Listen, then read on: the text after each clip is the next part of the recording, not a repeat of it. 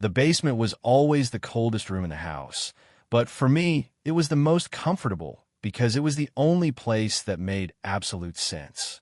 Up in the living room or the kitchen, things were messy and human and subject to the chaotic laws of emotion, but down here in the server room, everything was binary. Zeros and ones. On and off. True and false.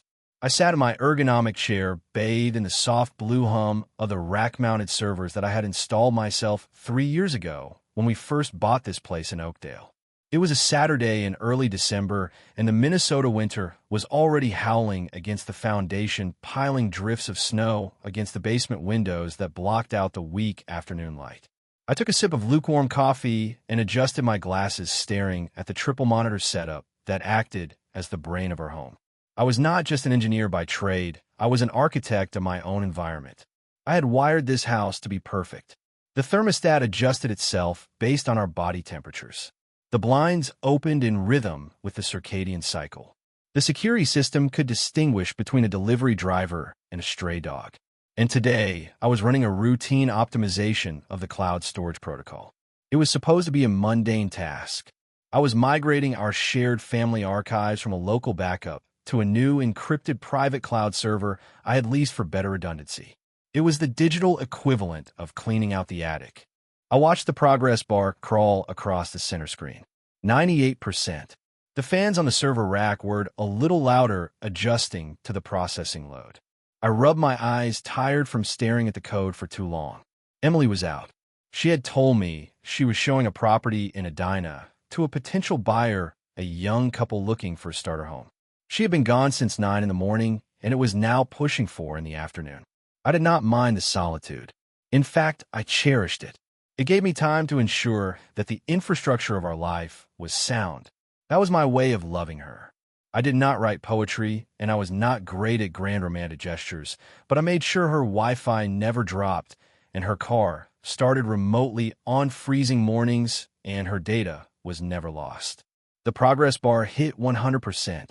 A green dialog box should have appeared, confirming the successful synchronization. Instead, the screen flickered. A red command prompt window popped up, overlaying the clean interface I had designed. Error 409 conflict. Duplicate timestamp detected in shadow volume. I frowned, leaning closer to the screen. That was odd. A shadow volume was usually a temporary cache place where deleted files lingered before being overwritten by new data. It was the digital limbo of the operating system. I typed in a command to isolate the corrupted sector, expecting to find a corrupted system file or perhaps a duplicate holiday photo. The system queried the database and spat out a directory of recovered files. My fingers hovered over the mechanical keyboard. The files were not system logs. They were user data. Specifically, they were sourced from a device labeled Emily_iPhone_14_Pro. I felt a slight twinge of annoyance. I had told her a dozen times to clear her cache manually to prevent storage bloat, but she always laughed and told me that was my job. I opened the folder ready to mass delete the junk files. But something about the metadata caught my eye. The timestamps were recent, very recent, and the file types were mixed. Images, geolocation logs, voice memos. I should have stopped there. A better man, a man who trusted blindly, would have hit delete and gone upstairs to start dinner. But I was an analyst. When I saw an anomaly, I investigated it. It was a reflex, not a choice. I clicked on the geolocation log first. It was a simple text file, a breadcrumb trail of GPS coordinates that her phone automatically pinged to the cloud for the Find My Device feature, which apparently had been logging to the backup drive even when the app was closed. I expanded the map view on the left monitor, overlaying the coordinates onto a map of the Twin Cities. I saw the cluster of dots from this morning. There was the house in Oakdale, then the highway, then the destination. The dots pooled together in one specific location for 4 hours. I zoomed in, expecting to see the residential neighborhood in Edina, where she said she was showing the house. The map resolved. The dots were not in a residential area. They were in downtown Minneapolis. Specifically, they were clustered directly over the Oakhaven Hotel, a boutique luxury establishment known for its discretion and its overpriced room service. I stared at the screen.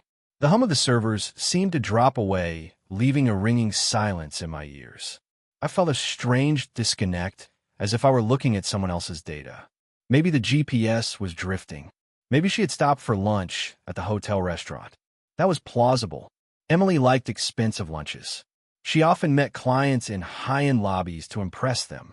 I tried to force my brain to accept this logic. It was the path of least resistance. It was the path that kept my marriage intact. But the engineer in me would not let it go. The data points were too tight. If she were in the lobby or at the restaurant, the signal would drift as she moved around. These points were stationary, vertical. She had been in a room. I felt a cold sensation spread from my stomach to my chest. It was not anger yet. It was a physiological rejection of reality. My hand trembled slightly as I moved the mouse to the next file type. Audio. There was a WAV file recorded 3 weeks ago. The file name was just a string of numbers generated by the car's voice assistant system. Sometimes when the button on the steering wheel is pressed accidentally, the system records a few seconds of audio before timing out. It happens all the time. I usually deleted them without listening. This one was 2 minutes long. I put my noise-canceling headphones on over my ears.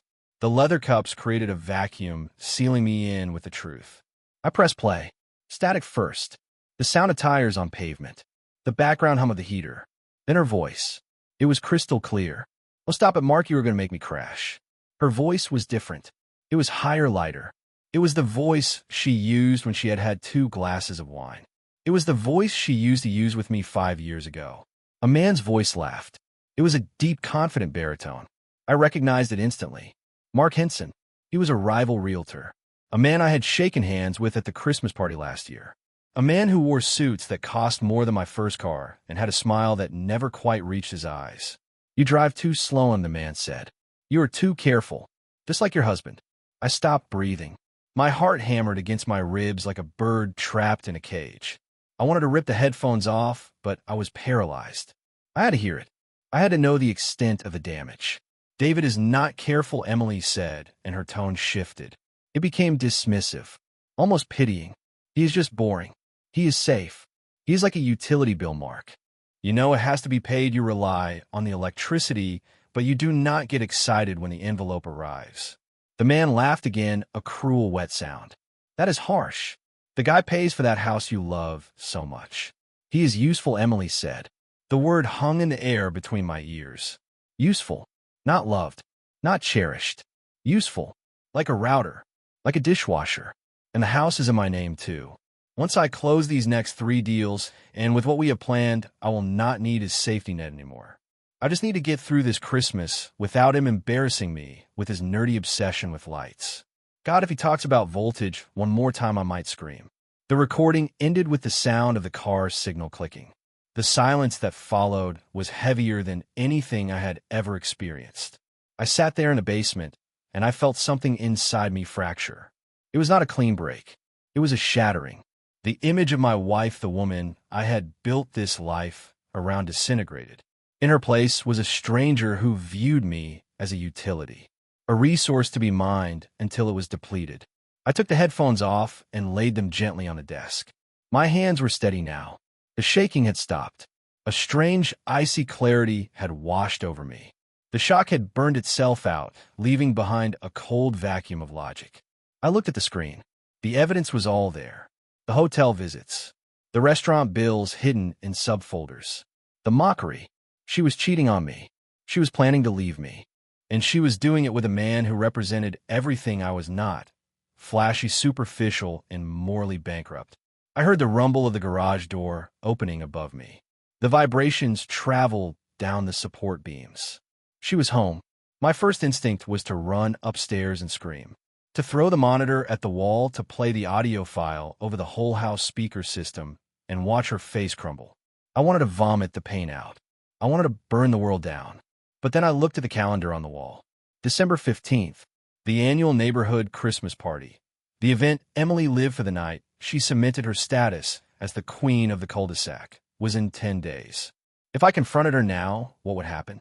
She would cry. She would lie. She would gaslight me. She would say it was out of context. Or worse, she would admit it, and we would have a messy, private divorce. She would play the victim. She would tell the neighbors I was controlling, that I was cold, that I drove her to it. She would spin the narrative because that was what she did. She was in sales. She sold lies for a living. No, that was not an acceptable outcome. The engineer in me rejected it. The system had failed, but the crash needed to be controlled. If she thought I was useful, I would be useful. If she thought I was boring and predictable, I would be the most boring, predictable man on earth. Until I wasn't. I heard her heels clicking on the hardwood floor above. David, are you down in the dungeon? Her voice was cheerful, the same voice that had just called me a utility bill. I stood up. I took a deep breath, inhaling the scent of ozone and dust. I reached out and closed the folder on the screen. I did not delete it. I moved it to a secure partition on the drive one that required biometric authentication. I locked the workstation. I'm coming up, Em, I called back. My voice sounded strange to my own ears, flat and mechanical, but she would not notice. She never really listened to me anyway. I walked up the stairs. My legs felt heavy as if gravity had increased. I opened the door to the hallway, and the smell hit me. Pine needles and expensive perfume. The house looked like a magazine cover. The garland on the banister, the wreath on the door, the perfectly arranged throw pillows. It was a stage set, and she was the lead actress. Emily was standing in the kitchen, unpacking a bag of groceries. She looked beautiful. Her blonde hair was perfectly styled, her cheeks flushed from the cold. She wore a white cashmere sweater that looked soft and innocent. She turned and smiled at me. It was a dazzling smile, a practice smile. Hey, honey, she said, coming over to peck me on the cheek. Her lips were cold. I smelled the faint trace of men's cologne mixed with the winter air. It was subtle, but to my heightened senses it smelled like toxic waste. Sorry I am late. That couple in Edina was impossible. They wanted to see the basement 3 times. I looked at her. I looked right into her blue eyes, and I saw the lie sitting there. It was not even a good lie. It was lazy. Did they make an offer? I asked. She shrugged, turning back to the counter. Not yet, but I think they will. Anyway, look what I got you. She reached into her purse and pulled out a small rectangular box wrapped in silver paper. She handed it to me with a flourish. I know we said no gifts until the 25th, but I saw this and thought of you. Open it. I took the box. It felt heavy. I tore the paper carefully. Inside was a black velvet case. I opened it. It was a watch, an Omega Speedmaster. It was beautiful, expensive, and completely impersonal. It was the kind of watch you buy for a business partner to show off your own success. I love it, I said. The lie tasted like ash in my mouth. I know you like precision, she said, beaming. And I wanted to thank you. For everything. For being so stable, useful. She hugged me. I stood stiffly, my arms at my sides for a moment before I forced myself to pat her back. I was holding a woman who had spent the afternoon in a hotel room with another man laughing at my expense. I was holding an enemy. You are the best, David, she whispered. I really want this Christmas to be perfect. The McIntyres are coming, and the Johnsons. And Mark Henson might drop by with his wife. I really need you to be on your best behavior. No technical lectures, okay? Just be charming. Mark. She was bringing him into my house. She was bringing him to my party. The audacity of it was breathtaking. It was a violation so profound it almost made me admire her ruthlessness. She thought I was blind. She thought I was a non-player character in the game of her life. I pulled away and looked at the watch in the box. I took it out and fastened it around my wrist. The metal was cold against my skin. I watched the second hand sweep around the dial. Tick, tick, tick. It was counting down. Don't worry, Em, I said, looking up at her with a calm, dead stare that she mistook for devotion. I promise. I will make this the most memorable Christmas you have ever had. I have been working on the lights. I have a new idea. Something illuminating. She rolled her eyes playfully. Just don't blow a fuse, David. I said. Everything is under control. She went back to unpacking, humming a Christmas carol. I stood there watching her. My heart had stopped racing. My mind was already racing ahead, compiling a new program. I was going to give her the light she wanted. I was going to make sure everyone saw her. I was going to synchronize the truth to the beat of her favorite song. I turned and walked back toward the basement door. Where are you going? She asked. Dinner's almost ready. I just need to finish a configuration, I said. It will only take a minute. I went back down into the dark, into the cold, into the safety of my machines. I sat down at the console and unlocked the secure partition. I opened a new project file. I named it not Christmas_lights_2024, but Project_Revelation. I pulled up the schematics of the house. I looked at the wiring diagram I had created for the exterior illumination. I had thousands of LEDs at my disposal, individually addressable RGB nodes.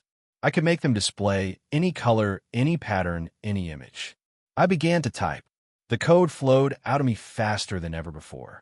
It was not just instructions for lights. It was a sentence. It was a verdict. If she wanted a show, I would give her a show. If she wanted Mark, I would make sure she had him and nothing else. I worked through the night, my face illuminated by the glow of the monitors. Above me, my wife slept in our bed, dreaming of her secret life. She did not know that the man in the basement had died, and something else had taken his place. Something cold, something precise, something that was about to turn her perfect white Christmas into a neon nightmare. The glitch was fixed. The system was now operating with a new primary directive, total exposure. And unlike her, I never made mistakes. I typed the final line of the preliminary code and hit enter. The server fans roared to life, acknowledging the command. Let there be light. The morning sun hitting the snow outside our bedroom window was blindingly bright, a stark contrast to the darkness that had settled inside my chest. I had not slept. I had laid there for 6 hours listening to the rhythm of Emily breathing beside me. Inhale, exhale. A steady, predictable cadence that used to comfort me, but now sounded like a countdown. Every breath she took was a thief stealing oxygen from the room we shared, stealing time from the life I thought we were building. I watched the dust motes dancing in the shaft of light, and I cataloged the sensory details of the room. The Egyptian cotton sheets she insisted on buying. The abstract painting on the wall that cost more than my first server rack. The smell of her lavender night cream. It was a museum of a marriage, a curated exhibit of happiness that was entirely hollow. I carefully slid out of bed, ensuring the mattress did not shift. I was good at this now, moving without being detected, existing without leaving a footprint. It was a skill I had honed in the digital world, and now I was applying it to my physical reality. I walked to the bathroom and looked at myself in the mirror. I expected to see a monster or a broken man, but the face looking back was just David. Same receding hairline, same wire-rimmed glasses, same calm expression. It was terrifying how normal I looked. I splashed cold water on my face, washing away the residue of sleepless night. I had a protocol to follow. Protocol silence. That was what I had named it in the early hours of the morning while the code for the lights compiled in my mind. The objective was simple: maintain the baseline. Do not deviate. Do not spike the data. If I acted erratic, she would know. If I accused her, she would prepare a defense. I needed her comfortable. I needed her to feel safe enough to make mistakes. Downstairs, the kitchen was quiet. I started the coffee maker. The grinder whirred loudly, a harsh mechanical scream that made me wince, but it was a familiar sound. Routine. I poured 2 mugs. One black for me, one with oat milk and a dash of cinnamon for her. I placed hers on the granite island exactly where she liked it. This was the test. Could I serve her? Could I perform the act of service for the person who was dismantling my life? I heard her footsteps on the stairs. My heart rate monitor on my wrist buzzed a silent warning. 70 beats per minute. 80. I forced a deep breath. Normalize. Stabilize. Good morning, she said, her voice thick with sleep. She walked into the kitchen, wrapping her silk robe tighter around herself. She looked soft and approachable. It was a camouflage that had worked on me for 7 years. Morning, Em, I said. My voice was steady. I was surprised by how easy it was. It was just another line of code, another output based on a specific input. Sleep well? Like a log, she said, reaching for the coffee. She took a sip and hummed in appreciation. You make the best coffee. I do not know what I would do without you. The irony was physical, almost like a blow to the gut. She did not know what she would do without me, but she was actively planning to find out. I turned back to the counter, pretending to wipe down a clean surface, so I did not have to look her in the eyes. Big day today? I asked casually. Huge, she sighed, leaning against the island. I have that closing on the Peterson estate, and then a lunch meeting with a potential seller in Wyzetta. It is going to be nonstop. I probably will be late tonight. Wyzetta. That was 20 miles west. The geolocation data from yesterday showed she favored the downtown district. She was lying before the caffeine had even hit her bloodstream. It was effortless for her. Well, with luck, I said. I have some errands to run myself. I need to pick up some supplies for the house project. She groaned playfully. Please tell me you are not buying more computers. The basement already looks like NASA. No computers, I said. Just decorations. I want to upgrade the exterior lighting. Remember? For the party. All right, she said, losing interest immediately. As long as it looks classy, David. I do not want our house looking like a carnival. Appearance is everything, especially with the clients I am inviting. Appearance is everything. I mentally file that phrase away. It will be the thesis statement of my rebuttal. I trust you, she said, finishing her coffee and placing the mug in the sink. She did not rinse it. She never rinsed it. I gotta run. Love you. Love you, I echoed. The words felt like dry leaves in my mouth. I waited until I heard the garage door close and her car engine fade down the street. Then I moved. The paralysis of the night before was gone, replaced by a cold, kinetic energy. I had work to do. I did not go to my office. Instead, I went to the hardware store. Not the big box store where everyone knew me, but a specialized electrical supply warehouse in the industrial district. I needed components that you could not buy on the consumer market. I needed reliability. I needed power. The warehouse smelled of copper and rubber. I walked the aisles with a shopping list on my tablet. I did not look like a husband seeking revenge. I looked like a contractor preparing for a job. I loaded my cart with heavy gauge, wiring capable of handling high amperage without overheating.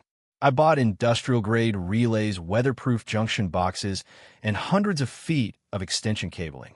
I needed to build a network that was independent of the house's main grid. If I was going to write a message in light, it had to be bright enough to burn. As I selected a set of high-output LED floodlights, I thought about the logistics. The system needed to be modular. I could not just string up words. She would see them before the party. It had to be a matrix, a grid of nondescript lights that looked like a standard festive display. Snowflakes, stars, abstract, geometric patterns.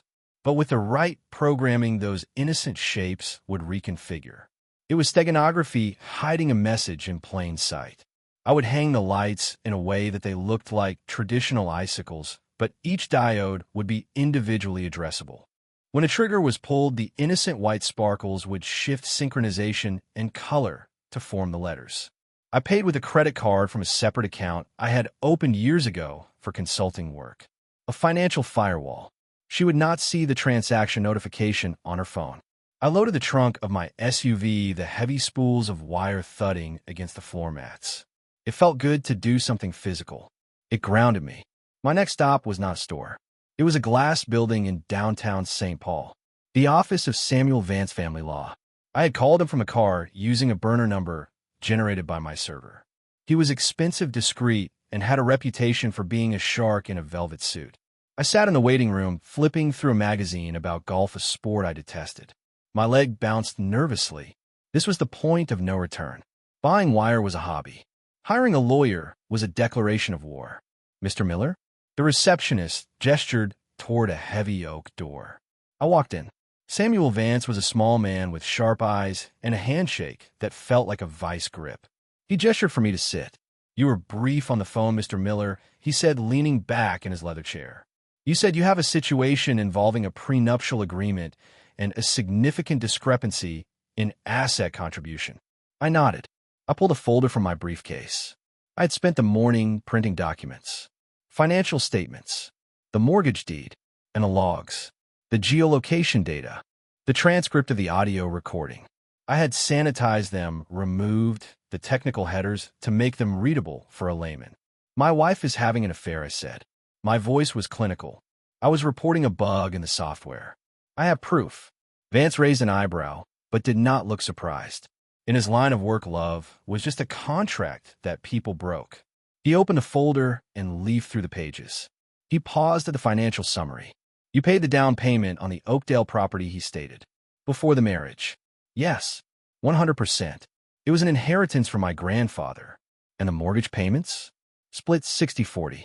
But I have paid for all the renovations. The landscaping. The smart home integration. Vance hummed.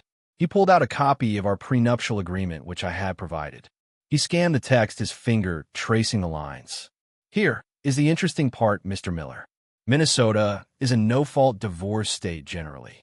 Usually the court does not care who slept with whom when dividing assets. It is an equitable distribution. However, he tapped the paper.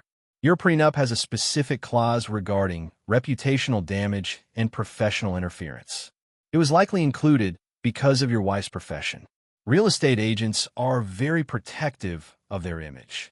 Ironically, this clause protects you too. If her actions directly harm your financial standing, or if she uses marital assets to facilitate a breach of the marital contract in a way that causes public scandal, the distribution shifts. He looked up at me. You said she is seeing Mark Henson? Yes. Vance smiled a thin, predatory smile. Mark Henson is not just a man, Mr. Miller. He is a direct competitor to your wife's agency. If she is sharing client information with him, or if he is using her to gain market advantage, that is not just adultery.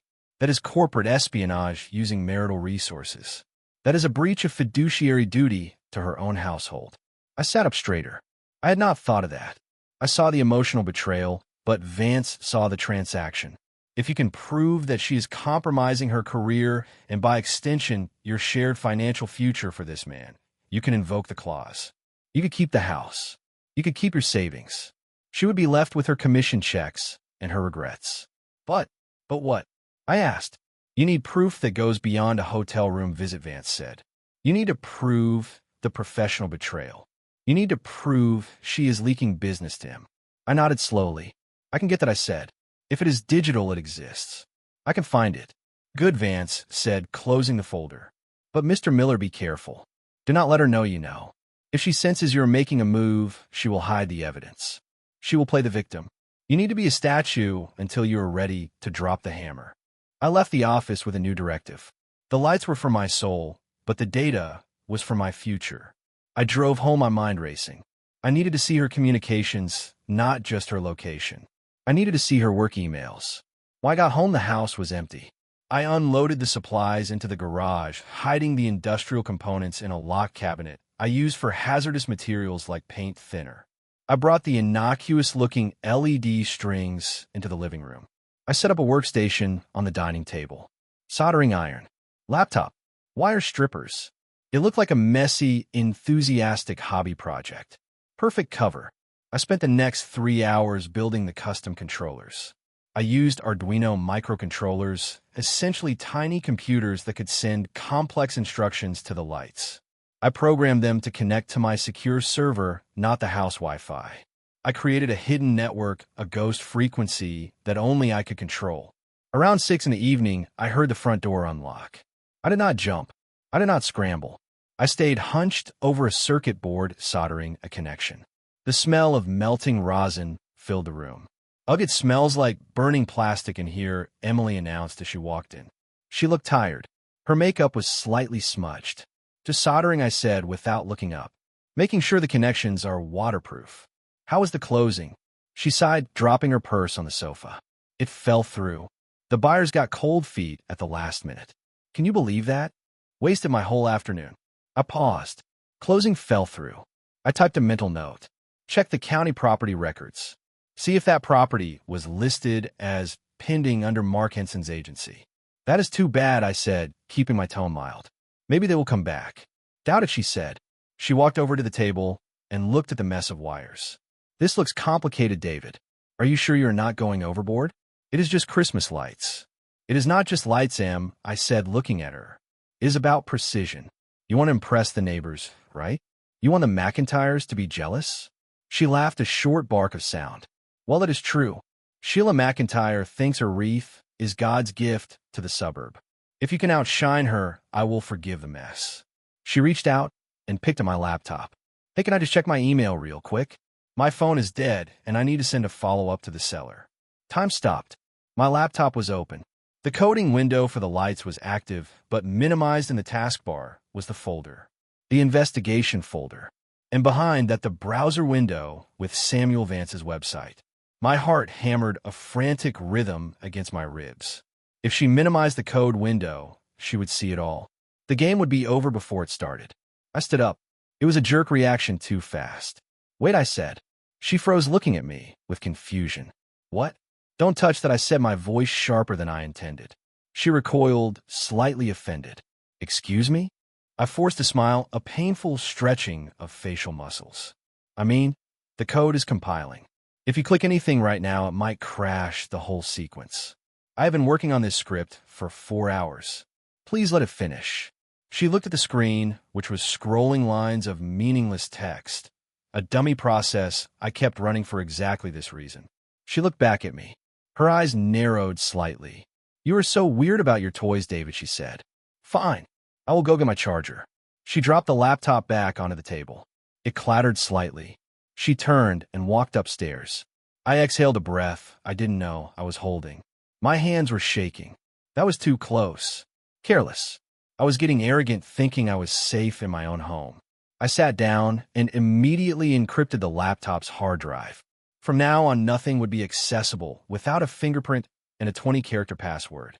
I needed to go on the offensive. Waiting for her to slip up was not enough. I needed to dig into Mark Henson. Later that night, while Emily was in the bath, ostensibly relaxing after her stressful day, I went down to the server room. I pulled up Mark's digital footprint. He was not as careful as he thought. He had a public-facing website for his agency and a personal blog he hadn't updated in 2 years. But the interesting part was the metadata on his listed properties. I ran a script to cross-reference Emily's lost sales with Mark's gained listings over the last 6 months. The pattern emerged within minutes. It was subtle, but statistically impossible to be a coincidence. August 12th, Emily loses the Henderson listing. August 14th, Mark lists the Henderson property. October 4th, Emily's buyer for the Lakeview condo backs out. October 6th, the same buyer closes on a different condo listed by Mark. She wasn't just sleeping with him. She was feeding him. She was the mole. She was sabotaging her own commissions to help him build his empire. Why? Was she in love? Or was she being manipulated? I dug deeper. I found a forum post from 3 years ago on a real estate industry board. A user complaining about a Mark H. in Minneapolis who used unethical dating tactics to poach listings from female agents. I sat back in my chair. The cold blue light washed over me. Emily wasn't special to him. She was just another acquisition, a resource. He was using her to gut her own agency, and she was too blinded by the affair to see it. She thought they were partners in crime, but she was just the getaway driver who was going to be left behind when the police showed up. This changed everything. Initially, I just wanted to expose the infidelity. I wanted to hurt her feelings. But this was professional suicide. If I revealed this, not only would she lose me, she would lose her license. She would be blacklisted. I looked at the schematic of the lights on my screen. The grid of LEDs represented pixels. I had planned to write cheater. Simple, direct. But now I wanted more. I wanted total devastation. I opened the code editor. I began to reprogram the sequence. The timing had to be perfect. I needed to synchronize the lights, not just to music, but to the narrative I was constructing. I heard the water drain from the tub upstairs. She would be coming down soon, expecting me to watch a movie with her, expecting me to be the stable husband. I saved the file. I renamed it from Project_Revelation to Project_Demolition. I walked upstairs. Emily was on the couch, wrapped in a blanket. Did you finish your robot stuff? She asked. Yes, I said, sitting down on the armchair opposite her. The distance between us was only a few feet, but it felt like an ocean. I made some progress. I think I know exactly how I want the lights to look now. Good, she said, clicking on the TV. Just keep it tasteful, David. Tasteful, I repeated. I looked at her profile as she watched some reality show about housewives fighting at a dinner party. She had no idea. She was sitting inside a trap, and she was worried about the decor. I decided then that I wouldn't just use the text. I would use the audio, the recording from the car. I could wire the outdoor speakers into the controller. When the lights flashed, the words her voice would play for the whole street to hear. David is just boring. He is safe. It would be a symphony of truth. I leaned back and closed my eyes, listening to the fake drama on the TV, while the real drama coiled tightly in my gut, waiting for the switch to be thrown. The wires were bought. The lawyer was briefed. The enemy was identified. Now I just had to build the electric chair and wait for her to sit in it. The wind on the roof was not just cold, it was aggressive. It felt like a physical weight pushing against my chest, trying to knock me off the ladder and onto the frozen pavement of the driveway below. I adjusted my grip on the aluminum rungs, feeling the bite of the metal through my thick work gloves. It was 3 days before the party. The sun had set an hour ago, plunging the neighborhood into a deep indigo twilight that made the snow on the lawns glow with a ghostly luminescence. From my vantage point 20 feet in the air, I could see the entire cul-de-sac. I saw the McIntyre's house across the street draped in tasteful warm white lights that outlined the architectural features of their eaves. I saw the Johnsons' inflatable Santa Claus bobbing sadly in the breeze. It was a picture of suburban peace. But up here on the shingles with a mouthful of copper staples and a staple gun hooked to my belt, I was building a weapon. My body ached. My calves were burning from hours of balancing on the ladder, and my fingers were stiff despite the gloves. But I could not stop. The installation was more complex than anything I had ever attempted. Standard Christmas lights are simple strings, one bulb after another in a linear circuit. If you want to make a shape, you have to physically bend the wire into that shape. But I was not building shapes. I was building a screen. I was draping the entire facade of our house in a high-density mesh of RGB nodes. To the casual observer walking their dog, it looked like I was just going overboard with the icicle look. I was hanging strand after strand vertically spaced exactly 2 inches apart. Thousands of bulbs. When they were off, they just looked like white plastic drops. When they were on in standard mode, they would just be a wall of white or gold light. But because each bulb was individually addressable, I could control the color and intensity of every single pixel. I could turn off 90% of them and leave only specific ones on to form letters, to form words, to form an accusation. I reached for the next strand, pulling it from the spool I had rigged to the chimney. The wind whipped the wire around, and it lashed against my cheeks, stinging like a whip. I gritted my teeth and pulled it taut. I aligned the connector with the waterproof junction box I had mounted under the soffit. Click! The sound was satisfying. One more data stream connected to the central brain in the basement. I checked the schematic on my phone, which was strapped to my forearm in a tactical case. Strand 42 connected. Input port B7. Signal integrity 100%. David. The voice drifted up from the ground, distorted by the wind. I looked down. Emily was standing on the front porch. She was wearing her expensive beige wool coat and hugging herself against the chill. She looked small from up here. Harmless. But I knew better. David, are you going to be up there all night? She called out. Her tone was a mix of annoyance and forced concern. The neighbors are starting to stare. Let them stare, I shouted back. The wind took my voice and scattered it. I am almost done with this section. I want to test the load balance before I come down. She shook her head and walked out onto the driveway, craning her neck to look at me. I could see the tension in her jaw, even from this distance. It looks like a lot, David. Seriously, it looks like a spider web. Are you sure this is going to look good? We wanted elegant, remember? Elegant, not Griswold. I paused the staple gun hovering over a shingle. Elegant. That was her word. Everything had to be elegant. The lies had to be elegant. The betrayal had to be elegant. It will be beautiful, Em, I said. My voice was calm, detached. Trust the process. When I turn this on, it is going to be unlike anything anyone has ever seen. She lingered for a moment, watching me. I could feel her eyes drilling into my back. She was suspicious. Not of the lights, specifically, but of me. Of my energy. For the last 3 days, I had been maniacal. I worked my day job remotely from the basement and then spent every waking hour on the house. I barely spoke to her. I barely looked at her. I told her I was in the zone, focused on the project. She accepted it because it fit her narrative of me, the obsessive engineer, the man who preferred machines to people. But she also sensed the distance. She sensed that the dynamic had shifted and she did not like losing control. Come down soon, she said. I am making dinner. Actually cooking. Steaks. I froze. Emily never cooked. Cooking was messy. Cooking made the house smell. We ordered out or we ate at restaurants. If she was cooking steaks on a Wednesday night, she wanted something. I will be down in 20 minutes, I said. She turned and went back inside. I watched the door close. I drove another staple into the wood. Thwack! It felt like driving a nail into a coffin. 20 minutes later, I was in the kitchen washing the grime off my hands. The house smelled of seared meat and rosemary. It was disorienting. It felt like I had walked into someone else's life. Emily had set the table in the dining room, the formal dining room, which we used maybe twice a year. Candles were lit. A bottle of red wine was breathing in a decanter. I dried my hands and walked in. She was placing the plates on the table. She looked up and smiled. It was the high-wattage smile, the one she used on clients when she was about to close a deal. "You look frozen," she said. "Sit, eat. You have been working so hard." I sat down. The steak was perfectly cooked medium rare, just how I liked it. The potatoes were roasted with garlic. It was a peace offering, or a bribe. "This looks amazing, Em," I said, unfolding my napkin. "What is the occasion? Does there have to be an occasion?" She asked, pouring the wine.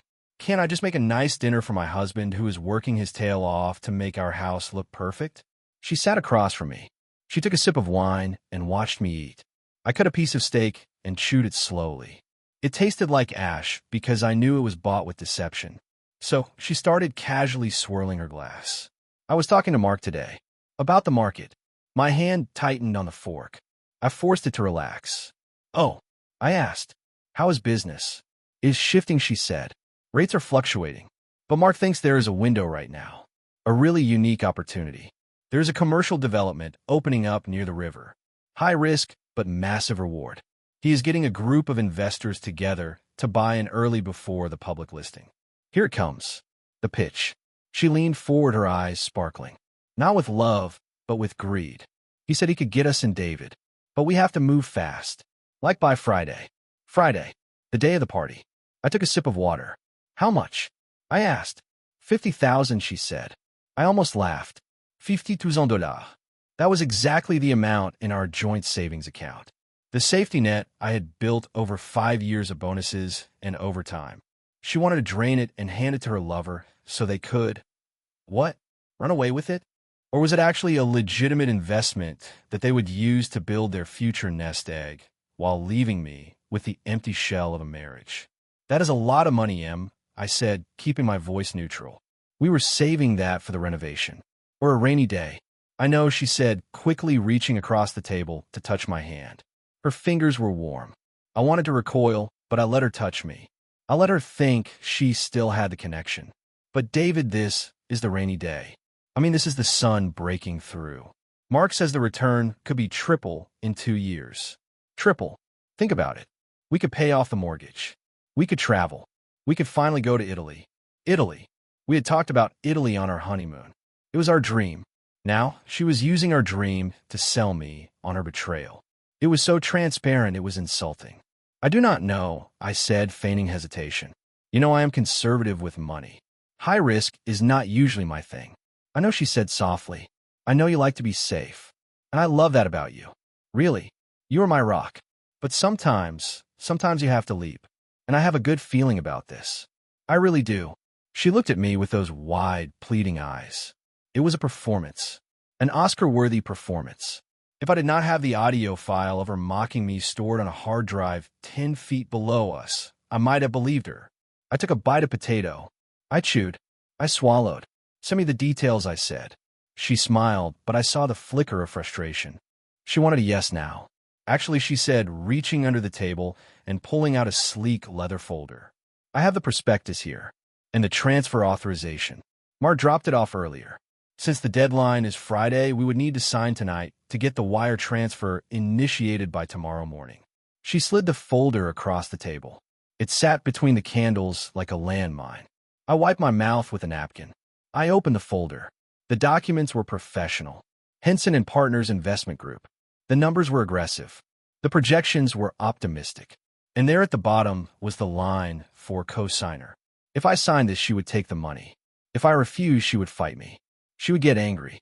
The happy wife act would drop, and the tension would explode before the party. I needed the party. I needed the audience.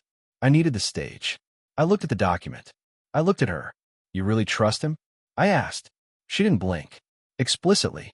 "He is one of the best in the city, David." "I trust you," I said. I reached in my pocket and pulled out my pen. It was a heavy, expensive fountain pen she had given me for our anniversary 3 years ago. I uncapped it. She held her breath. I could hear it. The silence in the room was deafening. I lowered the pen to the paper. I signed my name, David Michael Miller, but I did not sign it the way I signed my checks. On my checks and legal documents, I always connected the D and the M in a specific loop, and I always crossed the double O in Miller with a single straight line. On this document, I separated the initials, and I crossed the L's individually. To the naked eye, it looked like my signature.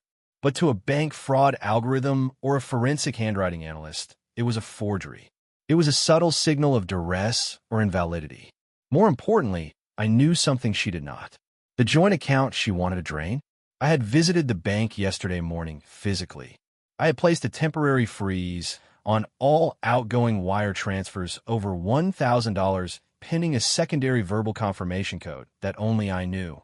Even if she walked this paper into the bank tomorrow, the computer would reject the transfer. She would get an error message. She would think it was a glitch. She would call me in a panic, and I would play the confused husband. "Oh, that is strange, honey, let me call them." And I would stall. I would stall until Friday night. I closed the folder and slid it back to her. There I said, "Let's go to Italy." She let out a squeal of delight, a genuine sound of victory. She stood up and came around the table, wrapping her arms around my neck. She kissed the top of my head. "You're the best," she whispered. "You won't regret this." "I know," I said, staring at the flame of the candle. "I won't." She cleared the table, humming to herself. She was happy. She had the money, she thought. She had the compliant husband. She had the perfect life. I went back to the garage. I told her I needed to check the circuit breakers. My hand was shaking not from cold, but from adrenaline. The game was escalating. I had just signed a fraudulent document to maintain cover. I was operating outside the bounds of a normal marriage, outside the bounds of safety. I was in deep water. I went out the side door into the night. The air was even colder now. The wind had died down, leaving a stillness that felt brittle, as if the sky itself might shatter. I walked to the side of the house where the main junction box for the lights was mounted. It was a gray industrial cabinet I had bolted to the brick. Inside was the heart of the system, 350-amp power supplies and the cluster of Arduino controllers. I opened the cabinet. The status LEDs blinked in a reassuring rhythm. Green, green, green. I needed to test the full array. I had tested individual strands, but I had never turned the whole system on at once. The power draw would be massive. I pulled out my phone. I opened the custom app one had written. There was a big button on the screen labeled Test Sequence Alpha. I looked around. The street was empty. The McIntyre's lights were off. They were on a timer that cut out at 10 p.m. It was 11 p.m. now. Darkness. I took a deep breath, finger hovering over the button. If this failed, if the breakers tripped, if the wiring melted, the show was over. I pressed the button. Click-clack. The sound of heavy mechanical relays engaging inside the box was loud in the silence. For a split second, nothing happened. Then, ignition. The house exploded into light. It was not the message yet. It was just white, pure blinding white light. Every single node fired at 100% brightness. It was like a supernova had detonated on my front lawn. The snow reflected the glare, magnifying it until it felt like daylight.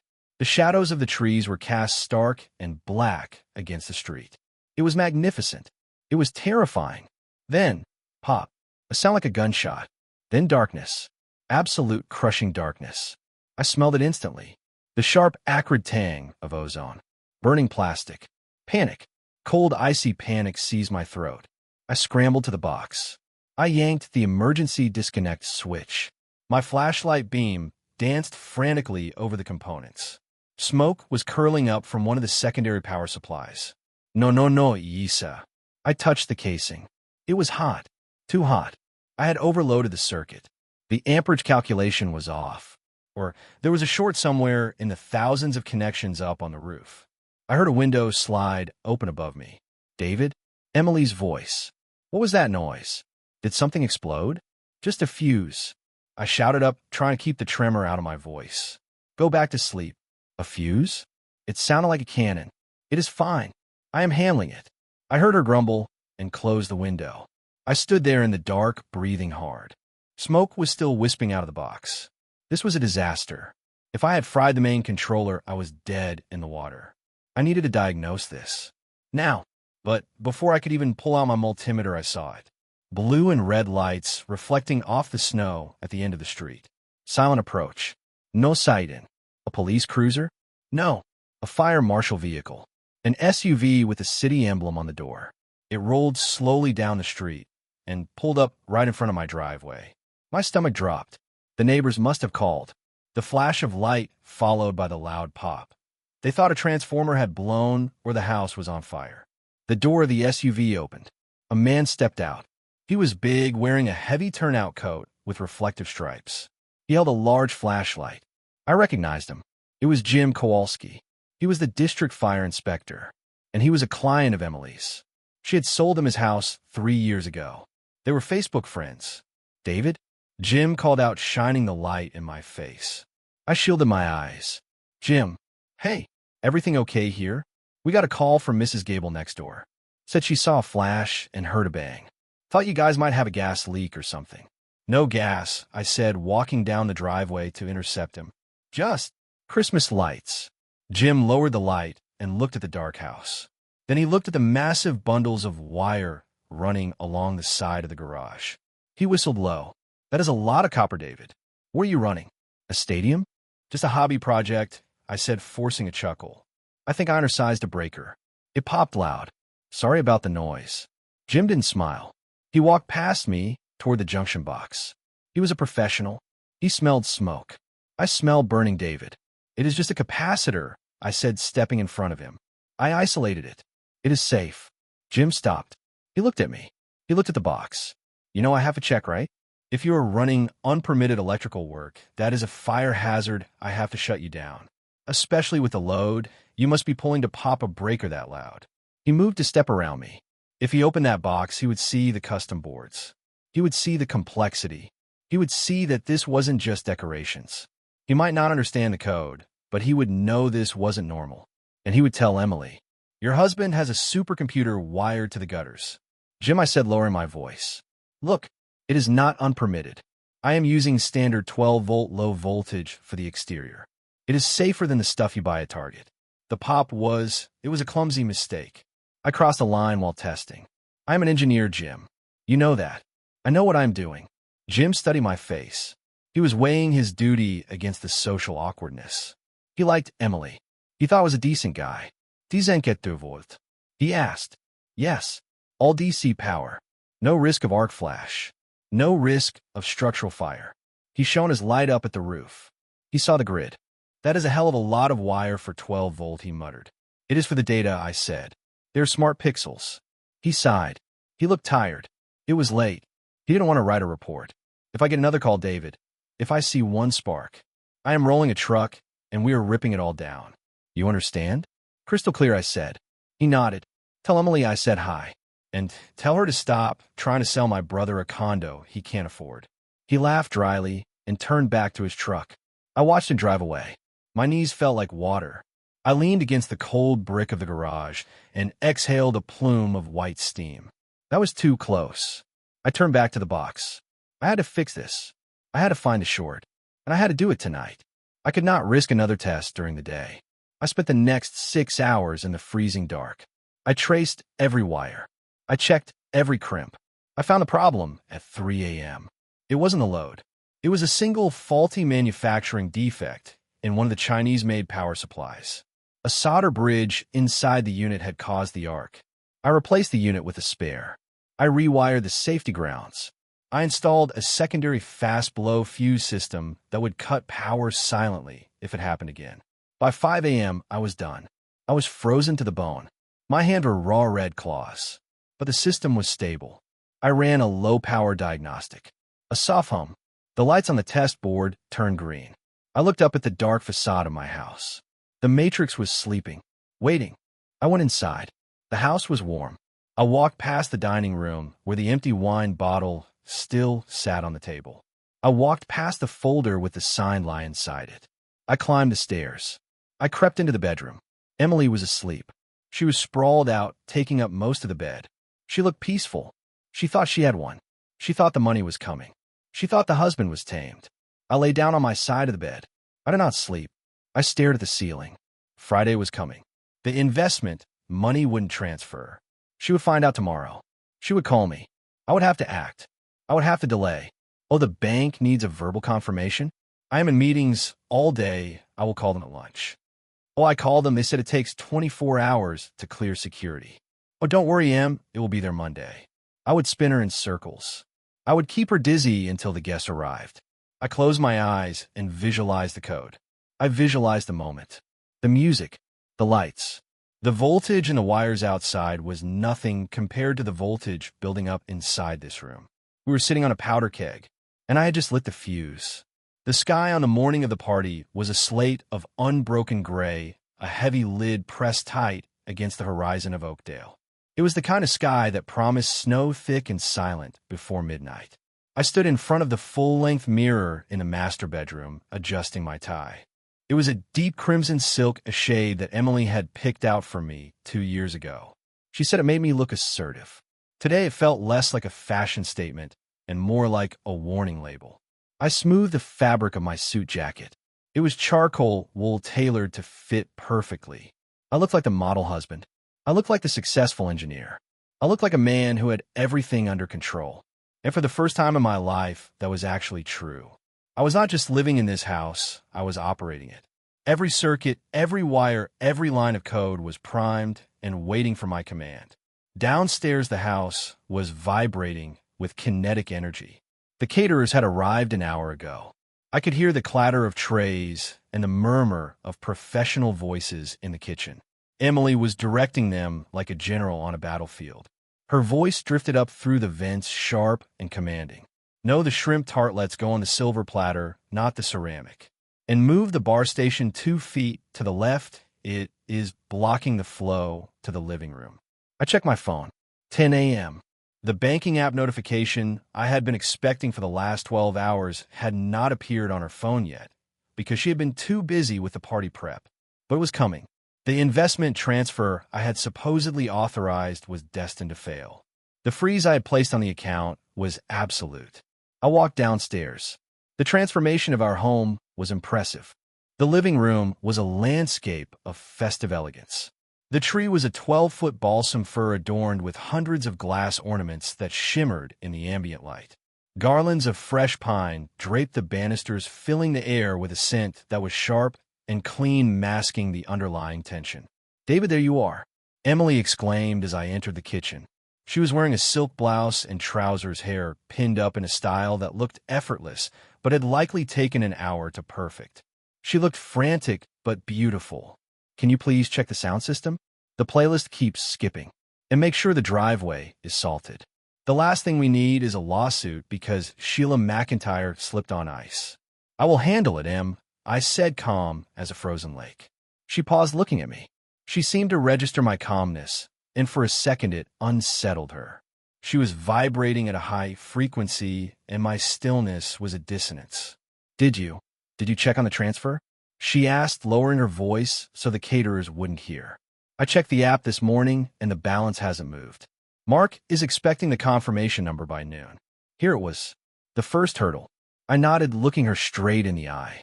"I called the bank at 8. It is a security hold. Because the amount is over the daily limit and the recipient account is new, they flagged it for manual review." Her eyes widened. "Manual review? David, that takes days." "We don't have days." I stepped closer, placing a hand on her shoulder. It took effort not to recoil. "I fixed it," I lied smoothly.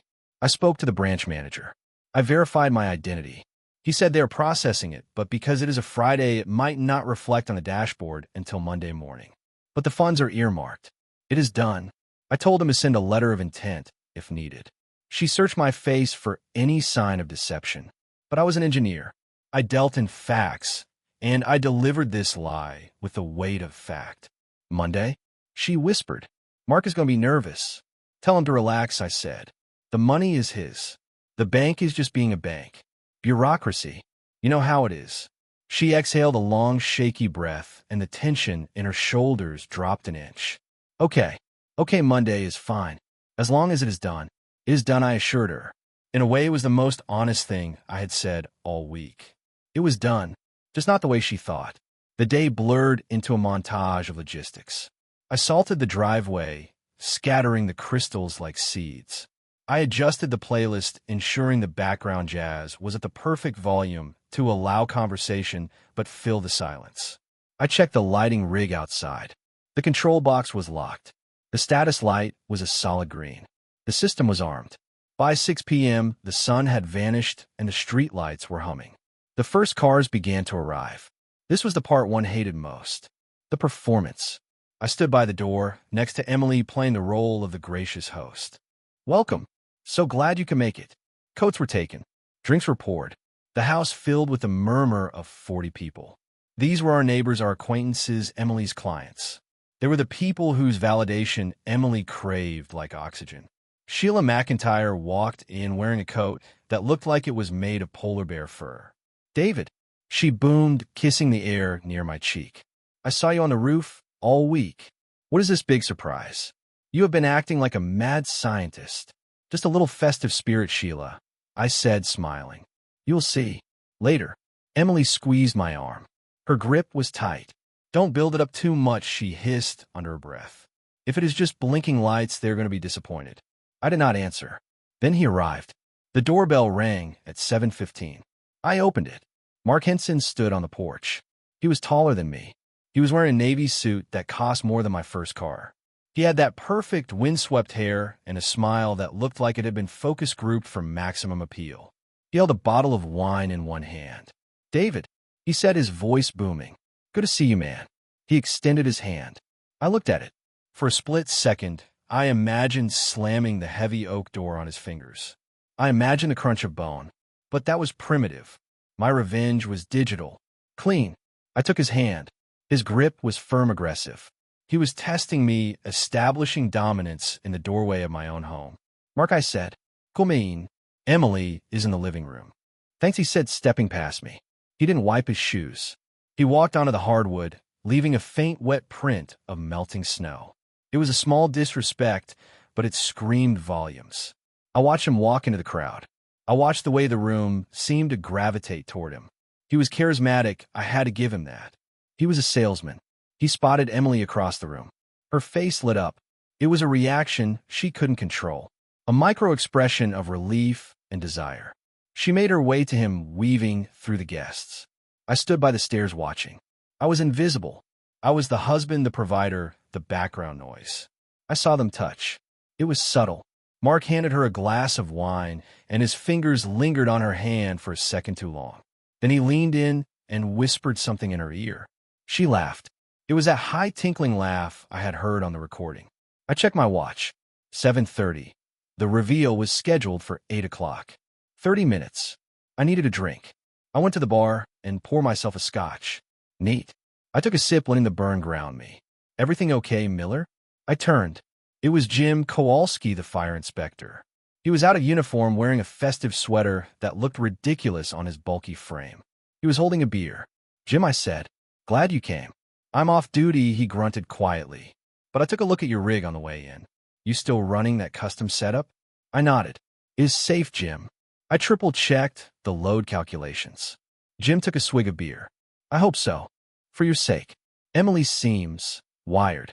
She wants everything to be perfect," I said. Jim looked at me over the rim of his glass. His eyes were shrewd. He had seen a lot of fires. He knew that sometimes the hottest flames were the ones he couldn't see. "You doing okay, David? You look tight." "I am fine," I said. "Just focused." He patted my shoulder. "Don't blow a fuse, buddy." I moved away, circulating through the room. I felt like a ghost haunting my own party. I heard snippets of conversation. "Market is tough right now. Did you hear about the Johnsons? Emily is amazing. She sold that estate in 3 days." They talked about money. They talked about status. They talked about things that could be measured and sold. None of them knew that the ground beneath their feet was about to open up. I found myself standing near the fireplace. Mark and Emily were holding court nearby. They were talking to a wealthy couple, the Andersons, who were looking to sell their lake house. "Mark is a genius with commercial properties," Emily was saying, her hand resting on Mark's arm. "We are actually partnering on a new venture. It is going to revolutionize the downtown district." "We?" Mr. Anderson asked, raising an eyebrow. Emily glanced at Mark. A look of conspiracy. A look of shared secrets. Well, informal partners, she said. We share resources. I felt the bile rise in my throat.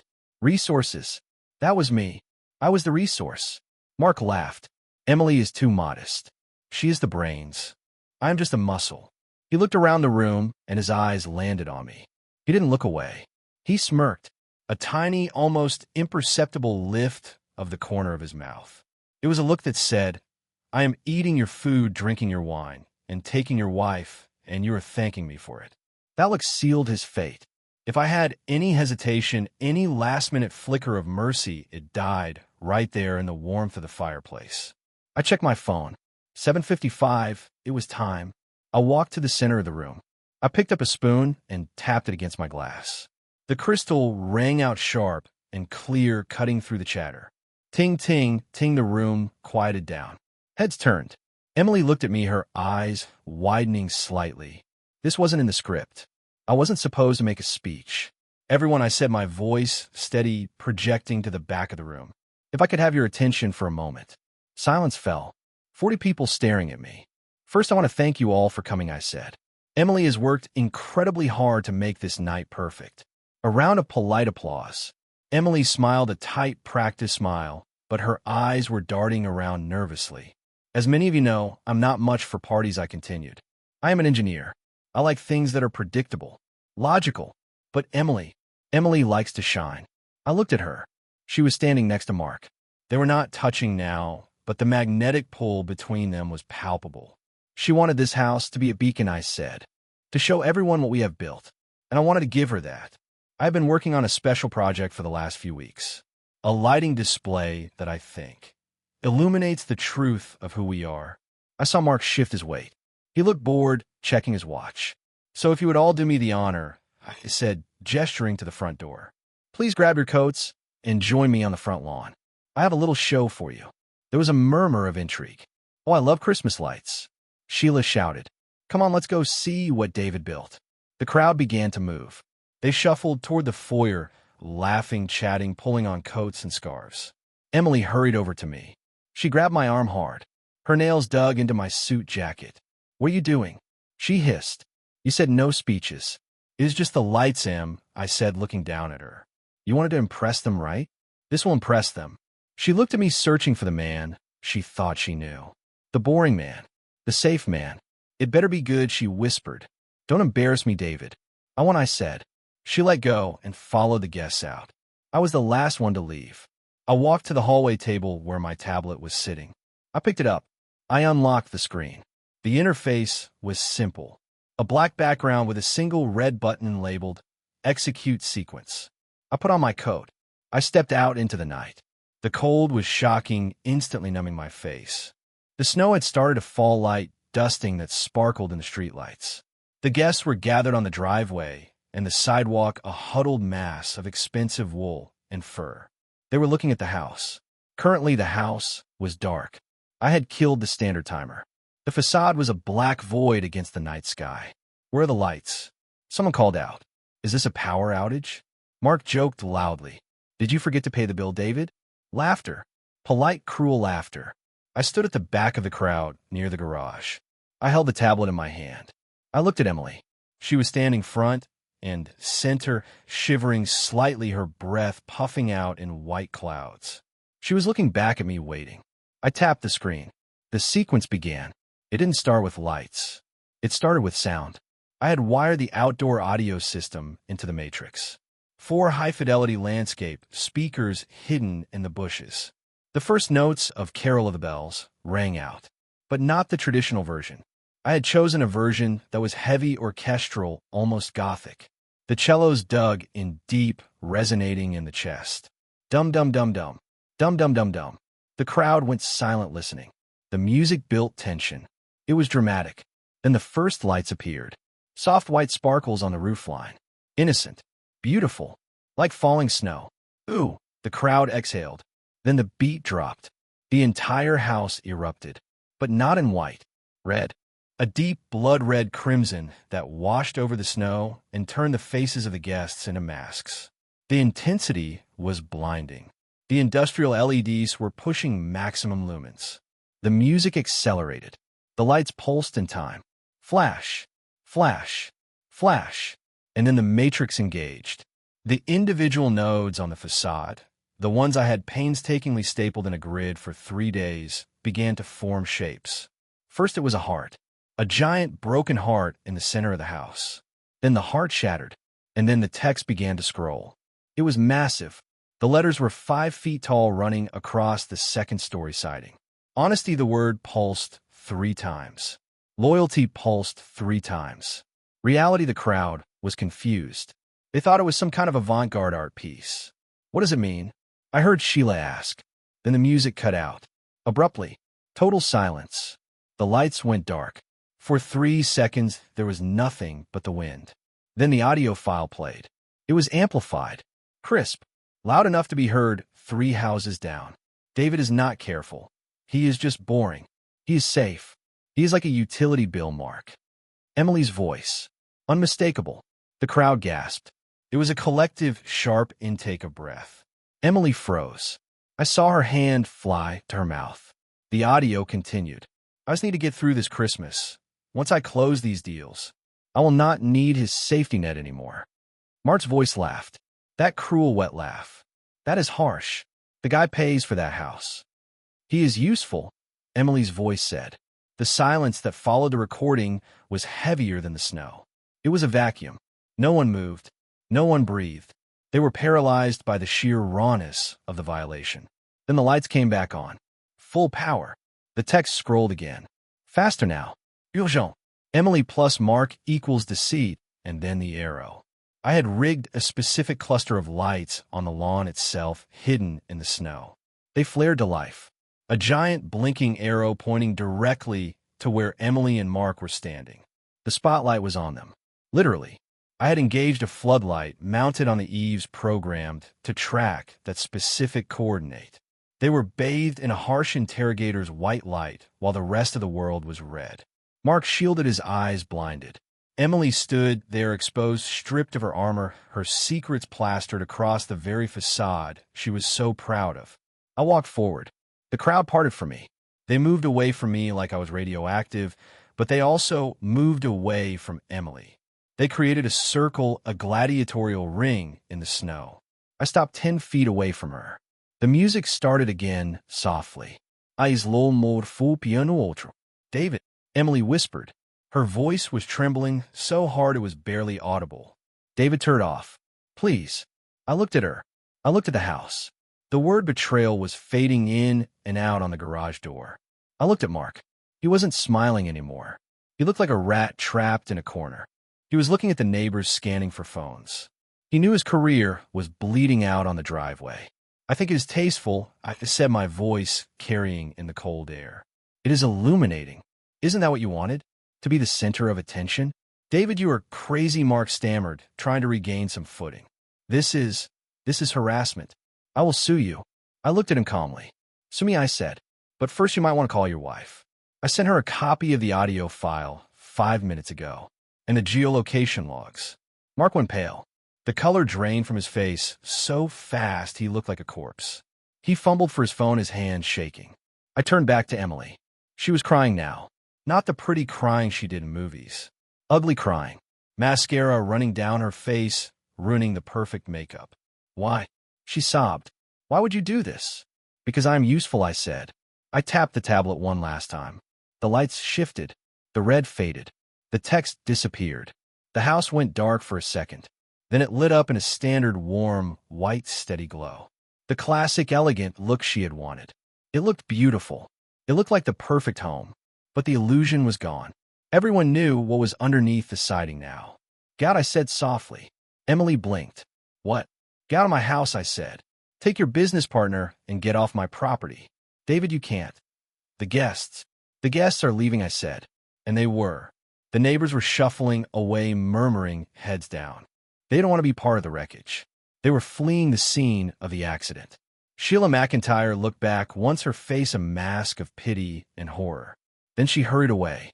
Mark was backing down the driveway. He didn't even look at Emily. He was typing furiously on his phone, running to his car. Emily stood alone in the spotlight. David, please, she begged. Let's go inside. Let's talk. We can fix this. It was a mistake. It wasn't a mistake, I said, turning my back on her. It was a calculation, and you got the math wrong. I walked toward the front door. David, she screamed. I didn't stop. I walked up the steps. I crossed the threshold. I closed the heavy oak door. I locked the deadbolt. Click. The sound was final. I leaned my back against the door and slid down until I was sitting on the floor of the foyer. The house was quiet again. The party was over. I checked the tablet. System status. Sequence complete. I was alone. But for the first time in years, I wasn't lonely. I was just rebooting. The silence inside the house was absolute. It was not the peaceful silence of a library or a sleeping child. It was the heavy, pressurized silence of a submarine that had just dived to the bottom of the ocean. I sat on the floor of the foyer with my back pressed against the cold wood of the front door. On the other side, the world was chaotic. I could hear the muffled sound of a car engine revving aggressively. Mark fleeing the scene like a criminal, leaving his accomplice behind. I could hear the wind picking up, whistling through the weather stripping. And I could hear Emily. She was not screaming anymore. The screaming had stopped minutes ago, replaced by a low rhythmic knocking. It was pathetic, really. It sounded like a bird flying into a window pane over and over again, unable to comprehend the existence of the glass. David, she called out. Her voice was muffled and wet. David, please. It's freezing out here.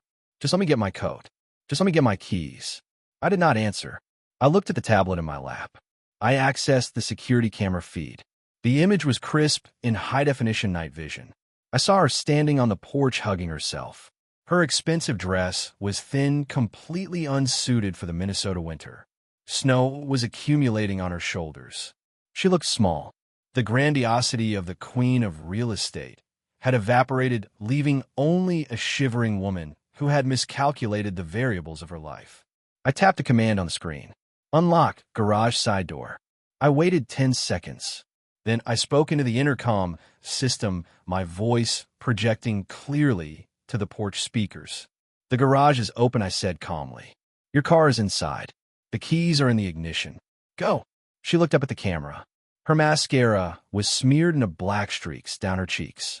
She looked like a ghost. David, we need to talk, she pleaded. There is no data left to process, Emily, I said.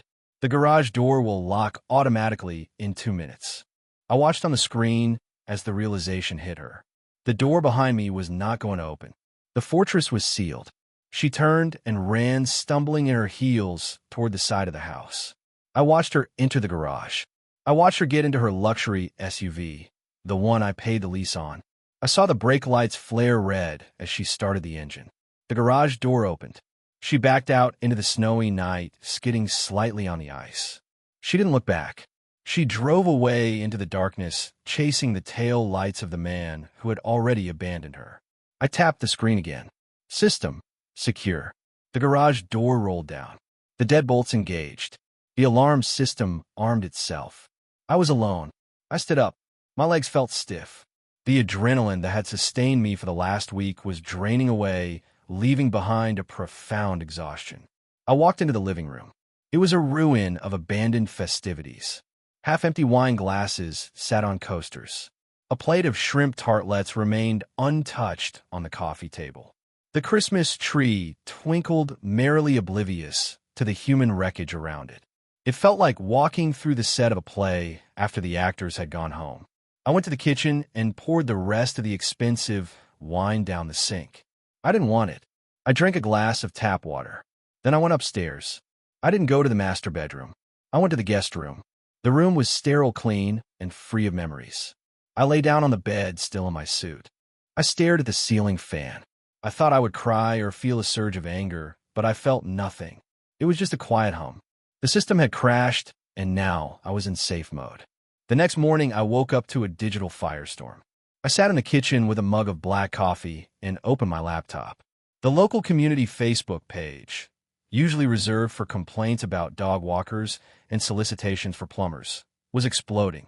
Someone, likely a neighbor's teenager, had recorded the light show from the street. The video was titled Oakdale Christmas Cheetah Reveal. It had 40,000 views. I watched it. The quality was shaky, but the message was legible.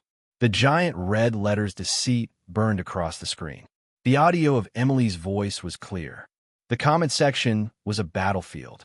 "Savage," wrote one user. "That is what she gets," wrote another. "This is cruel. Private matters should stay private," wrote a third. It didn't matter what they thought. The damage was done. In the world of high-end real estate, perception is currency. Emily had spent years curating an image of perfection, of trustworthiness. Now she was a viral meme. A woman who mocked her husband while stealing from him. No client would trust her with their keys. No broker would want her toxic reputation attached to their agency. I had not just divorced her. I had decommissioned her. Around 10 a.m., my phone rang. It was Samuel Vance. "Mr. Miller," he said, his voice crisp and professional. "I assume you have seen the internet." "Hard to miss," I said. "It is," effective Vance said. "Perhaps a bit more theatrical than I would have advised, but effective. Mark Henson's lawyers have already reached out. They are threatening a defamation suit." "Let them," I said. Truth is an absolute defense against defamation. I have the recordings. I have the logs. Everything I broadcast was factually accurate. "I know," Vance said. "I shut them down already. I told them if they proceed, we will release the unedited audio files to the press, including the parts where Mr. Henson discusses bending zoning laws for his commercial projects." They withdrew the threat immediately. In fact, I heard Henson was fired this morning. His partners didn't appreciate the negative publicity. "And Emily?" I asked. "She is at her mother's house," Vance said. "She has retained counsel. They want a meeting Monday morning to discuss the separation of assets." I looked around the kitchen at the granite countertops and the stainless steel appliances. "I will be there," I said. The weekend passed in a blur of cleaning. I took down the decorations inside. I threw away the tartlets. I vacuumed the carpets. I wanted to erase her footprint. I did not touch the exterior lights. They remained dark, a dormant grid on the face of the house. Monday morning arrived gray and cold. I walked into Vance's conference room wearing a fresh suit. Emily was already there. She sat on the opposite side of the mahogany table. She looked terrible. Her eyes were swollen. She wore no makeup. She was wearing a tracksuit, which was shocking for a woman who wouldn't be caught dead checking the mail without designer jeans. She didn't look at me. She stared at her hands, which were clasped tightly on the table. Her lawyer was a young, aggressive man named Mr. Sterling. He looked like he was trying too hard. Mr. Miller Sterling began opening a file. "We are here to discuss an equitable distribution of the marital estate. My client acknowledges the unfortunate events of Friday night. However, infidelity does not negate her right to 50% of the assets acquired during the marriage, including the Oakdale residence and the joint savings." Vance smiled. It was a sharp smile. "Actually," Vance said, sliding a document across the table, "it does. Specifically when the infidelity involves financial malfeasance and professional sabotage." Sterling frowned, picking up the paper. "What is this?" "That is a record of the attempted wire transfer your client initiated on Thursday night," Vance explained. $50,000 to an entity controlled by Mark Henson, a direct competitor. It was an investment." Emily blurted out, looking up for the first time. Her voice was cracked. "David signed it." Vance shook his head. "Mr. Miller signed it under duress, and with the knowledge that the transfer would fail due to a security freeze he had placed. It was a sting operation, Mrs. Miller. You attempted to drain marital funds to aid a third party who is actively undermining your own business interests. That triggers the bad faith clause in your prenuptial agreement." Emily looked at me. Her eyes were wide with disbelief. You knew? You knew the whole time?" I leaned forward. My voice was quiet, but it filled the room. "I am an analyst, Emily. You left a digital trail a mile wide. You thought I was just the IT guy. You thought I was boring. But boring people pay attention to the details." Sterling tried to pivot. "Even if the financial claim stands, the house is joint property. She contributed to the mortgage. She contributed 30%, Vance corrected. And her actions have devalued the property. The stunt, as you call it, has made the house notorious. However, Mr. Miller is willing to offer a settlement." He paused for effect.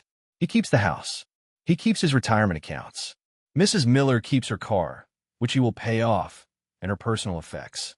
and she walks away without a protracted legal battle that would further expose her dealings with Mr. Henson. If she fights, we go to court. And if we go to court, the full transcript of her conversations with Mr. Henson becomes public record, including the derogatory remarks about her own clients. Emily flinched. If her clients heard what she really thought of them, she would never sell a house in this state again. "Take the deal, Emily," I said softly. "It is the only safety net you have left." She looked at her lawyer. He gave a slight nod. He knew they were beaten. The evidence was overwhelming. "Fine," she whispered. "Fine. Take the house. Take it all. I don't want to live there anyway. It is cold." "It is efficient," I corrected. The signing was quick. The sound of pens scratching on paper was the only eulogy our marriage received. When it was done, she stood up. She looked at me one last time. "I loved you once, David," she said. "You know that?" I stood up, gathering my files. "I know," I said, "but then you found a better offer. Or so you thought." I walked out of the office. I didn't look back. The next few weeks were a process of defragmentation. I packed her clothes into boxes and had movers take them to her mother's house. I changed the locks. I changed the Wi-Fi passwords. I scrubbed the server logs. But the house felt too big. It felt like a machine built for a purpose that had already been fulfilled. The neighbors looked at me differently when I checked the mail. They didn't wave. They were afraid. They saw the quiet engineer, and they wondered what other secrets he was capable of revealing. I had become a local legend, a cautionary tale. I realized I couldn't stay. The code was written, but the program had reached its end. I listed the house. Not with a local agent. I didn't want to deal with the gossip, but with a high-end firm from Chicago that specialized in smart homes. The marketing was discreet. Technological masterpiece in Oakdale. It sold in 3 days. The buyers were a young couple. Tech industry. He was a software developer. She was a neuroscientist. They reminded me of us 10 years ago, but without the pretension. They walked through the house with wide eyes, touching the automated blinds, marveling at the voice control integration. When we got to the basement, the husband, his name was Leo, stopped in front of the server rack. "This is incredible," Leo said. "I have never seen a residential setup like this." "Did you build it?" "Every wire," I said. "It controls everything. Heat, light, security. It is the brain of the house." Leo looked at the thick bundle of cables running out to the exterior junction box. "And this?" he asked, pointing to the feed for the Christmas lights. "What does this control?" I paused. The lights were still up. I hadn't taken them down. They were dark, blending into the siding. "That," I said, "is a custom exterior illumination matrix. Individually addressable LEDs. Leo grinned. "So I can program it to do cool patterns for Halloween?" I smiled. A genuine smile. "You can program it to do anything you want," I said. "It is a blank slate." The closing was smooth. The money was wired to my account. A significant sum enough to start over anywhere I wanted. I was looking at property in Seattle. Somewhere with mountains. Somewhere with rain to wash the slate clean. On my last day in the house, the movers had already taken the furniture. The rooms echoed with emptiness. I walked through the house one last time, performing a final system check. Living room, clear. Kitchen, clear. Master bedroom, clear. I went down to the basement. The servers were wiped clean, formatted to factory settings. I had left the manuals and the admin passwords on the desk for Leo. But there was one thing I hadn't wiped. I sat down at the console for the last time. I opened the code for the lighting controller. I deleted the revelation sequence. I deleted the red text. I deleted the audio files. But I wrote a new script. A simple one. I compiled it and saved it to a hidden partition on the controller. I assigned it to a physical toggle switch on the wall marked Auxiliary 13. I took a piece of masking tape and a Sharpie. I wrote a note and stuck it next to the switch. For when you need clarity. I didn't tell Leo what it did. He was smart. He would figure it out. If he ever flipped that switch, the house wouldn't flash words. It wouldn't scream. It would simply pulse a slow, steady heartbeat of pure white light. Breathing. In and out. A signal that the house was alive and that it was watching. A reminder that truth is not a weapon. It is a condition of existence. I stood up and pushed the chair in. I turned off the basement lights. I walked up the stairs and out the front door. The air was crisp, carrying the scent of thawing snow. Spring was coming. I walked to my car. I paused and looked back at the house. It looked normal. Just brick and glass and vinyl. The monster was gone because the monster had been me, and I was leaving. I got into the car. I placed my phone in the cradle. I selected a playlist. Not jazz, not classical, something with a beat, something moving forward. I drove down the driveway. I passed the McIntyre house. Sheila was out front walking her dog. She stopped and watched me go. I didn't wave. I didn't need to perform anymore. I drove out of the cul-de-sac and onto the main road. The subdivision faded in the rearview mirror. The house that I had weaponized, the house that had been my prison and my courtroom, was now just a dot on the horizon. My phone chimed. A notification from my bank. The wire transfer for the sale had cleared. The numbers on the screen were just data, but they represented freedom. I merged onto the highway heading west. The road stretched out before me, a gray ribbon of possibility. I thought about Emily one last time. I wondered if she was happy in her mother's guest room. I wondered if Mark answered her calls. Probably not. Variables in an equation that no longer balanced. I took a deep breath, filling my lungs with the air of the open road. System status: reboot complete. New user: David Miller. Objective: live. I pressed the accelerator, and the car surged forward, leaving the lights of Oakdale behind me in the dust. The sun was beginning to set, painting the sky in shades of violet and gold.